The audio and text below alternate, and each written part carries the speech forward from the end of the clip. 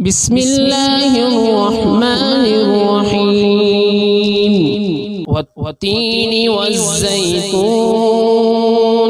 وطور سينين وهذا البلد الأمين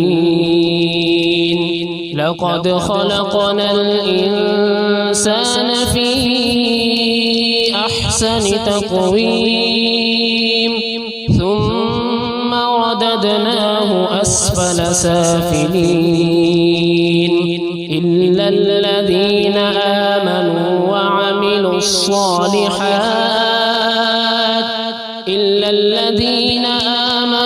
وعملوا الصالحات فلهم أجر غير ممنون فما يكذبك بعد بالدين أليس الله بأحكم الحاكمين.